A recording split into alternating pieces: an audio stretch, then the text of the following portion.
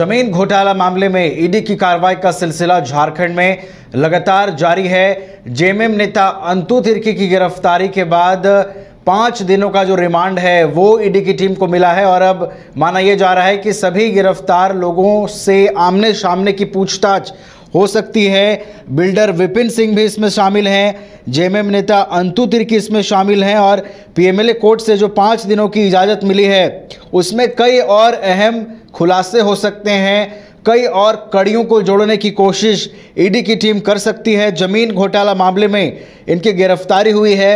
सद्दाम हुसैन से मिले इनपुट्स के आधार पर, उनसे मिली जानकारियों के आधार पर ईडी की टीम ने जांच के दायरे को आगे बढ़ाते हुए ये बड़ी कार्रवाई की है और 5 दिनों का ये जो वक्त है, रिमांड अवधि है, ये अहम है। इस पूरी अगर हम प्रकरण में देखें तो इस 5 दिनों में ईडी की टीम नई चीज़ों को खंगालने की कोशिश करेगी। हमारे साथ हमारे सहयोगी नीरज जुड़े हुए हैं, हमारे साथ नीरज का रुख कर लेते हैं।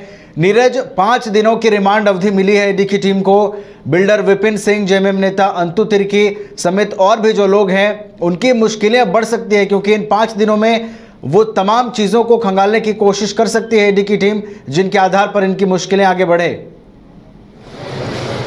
बिल्कुल नवीन कह सकते हैं क्योंकि कल पीएमएलए की विशेष अदालत में पेश किया जाना था। हालांकि कल क्योंकि कोर्ट बंद था तो जो विशेष जज हैं उनके आवासीय कार्यालय पे उन्हें पेश किया गया था और कल ही कोर्ट की सुनवाई के दौरान जो है ईडी की ओर से 7 दिनों का रिमांड जो है वो आग्रह किया गया था और कल जो है दोनों पक्षों के सुनने के बाद जो स्पेशल जज हैं उन्होंने जो 4 आरोपी गिरफ्तार हुए हैं उन्हें न्यायिक हिरासत में जेल भेज दिया था और ऑर्डर जो था रिमांड को लेकर उसे रिजर्व कर लिया था।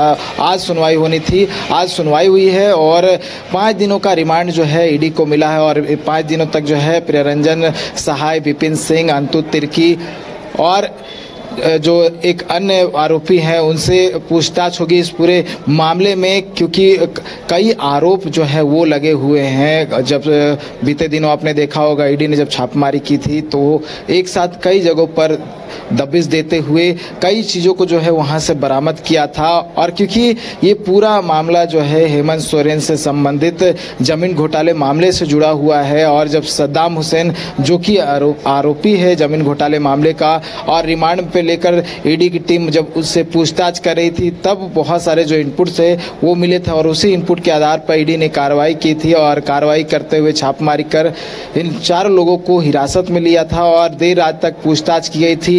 राजधानी रांची के जो ईडी का क्षेत्रीय कार्यालय है वहां पर पूछताछ की गई थी और पूछताछ के बाद इन 4 को गिरफ्तार कर लिया गया था। अब जो है कई मामलों का खुलासा हो रहा है। ईडी ने जो कोर्ट में गिरफ्तारी का जो आधार दिया है उसमें बहुत सारे डायरी का मेंशन किया है। देखिए ये जो डायरी का पेज है वो भी अटैच किया गया है। ये देखिए वो डायरी है और जिसमें पूरे लेन देन का जो है हिसाब लिखा हुआ है। ये अंतु तिर्की का भी यहाँ पे ये अंतु तिर्की का नाम लिखा हुआ है और दूसरा जो पेज है उसमें प्रियरंजन सहाय का जो है वो लिखा हुआ है और ऊपर में लिखा हुआ है सहाय भैया का पर्सनल अकाउंट। ये डायरी में जो है ये डायरी मिला हुआ है सद्दाम हुसैन के ठिकानों पर जब 13 अप्रैल को ईडी ने दबिश दी थी एक साथ कई ठिकानों पर, तब ये डायरी मिला था और इस डायरी में मेंशन था वो तमाम बात और ज़मीन को लेकर किसे कितना पैसा दिया गया है इस बात का भी उसमें जिक्र किया गया है। किनकी इन्वॉल्वमेंट रही है, किस तरह से फर्जी डीड बनाया गया है इस बात का भी जो है जिक्र किया गया है। और बीते दिनों आपने देखा होगा 1940 और 1947 का जो डीड था वो बनाया गया था कोलकाता से और कहीं ना कहीं एक बड़ा आधार बना था गिरफ्तारी का और जिसमें कहीं ना कहीं पूर्व जो यहाँ के डीसी रह चुके हैं छवि रंजन उनकी इन्वॉल्वमेंट भी सामने आई थी और बहुत सारे ऐसे लोग थे जिनकी पूरे मामले में इन्वॉल्वमेंट सामने आई थी। हालांकि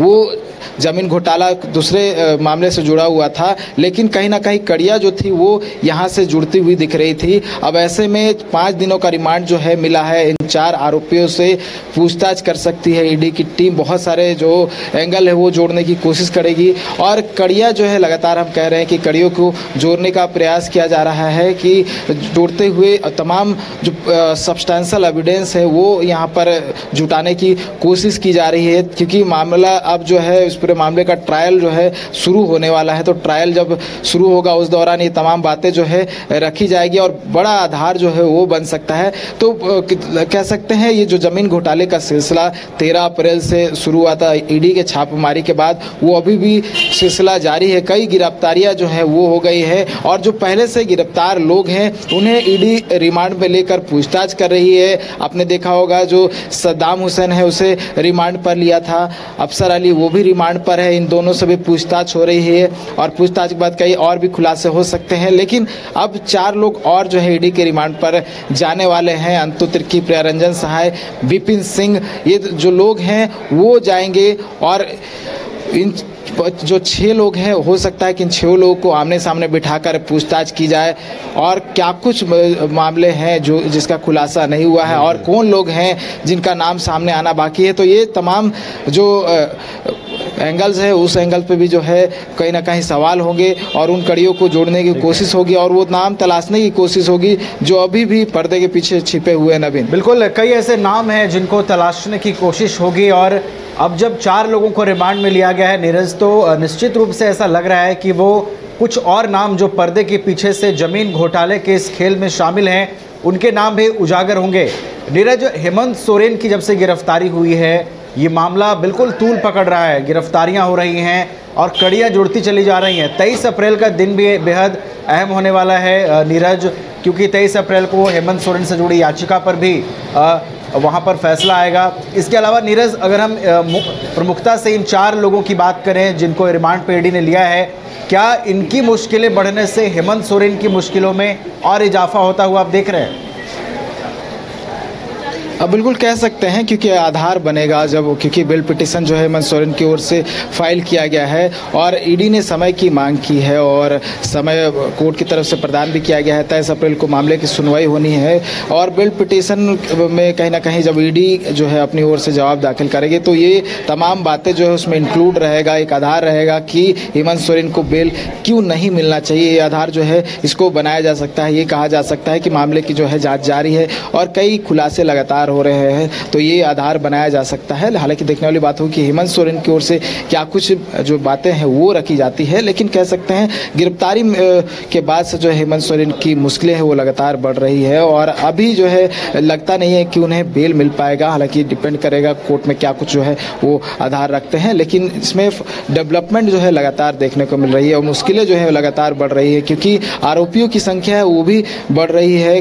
जिस तरह से आपने देखा हो बीते दिनों जो अफसर अली, सद्दाम हुसैन और भानु प्रताप प्रसाद जो कि बड़गाई के तत्कालीन सीआई थे वो भी इस मामले में जो है इन्वॉल्व है। उसके साथ जो चार्जशीट ईडी की ओर से दाखिल किया गया उसमें 5 आरोपी बनाया गया और ऐसे में 4 लोग और जुड़ गए हैं। तो आधार जो है लगातार वो कई और कड़ियों से जुड़ता हुआ बढ़ रहा है, बन रहा है। तो मुश्किल हो सकती है जब मामले की सुनवाई होगी, लेकिन देखने वाली बात होगी कि हेमंत सोरेन की ओर से क्या कुछ आधार और पक्ष रखा जाता है। नवीन, बिल्कुल, आने वाले दिनों में कुछ और नए खुलासे हो सकते हैं और हेमंत सोरेन से ये जो पूरा जुड़ा हुआ जमीन घोटाले का मामला है इसमें किस तरीके से हेमंत सोरेन की ओर से पक्ष रखा जाता है उस पर भी नजर बनी रहेगी। 23 अप्रैल का दिन बेहद अहम होगा और जमीन घोटाले के इस पूरे प्रकरण में क्या डेवलपमेंट होगी इसका भी इंतजार रहेगा। बहुत बहुत धन्यवाद नीरज हमारे साथ जुड़ने के लिए और हमारे साथ बातचीत करने के लिए। तो जमीन घोटाले के खेल में जितने भी लोग शामिल हैं उन लोगों तक पहुंचने के लिए ईडी की कार्रवाई लगातार चल रही है।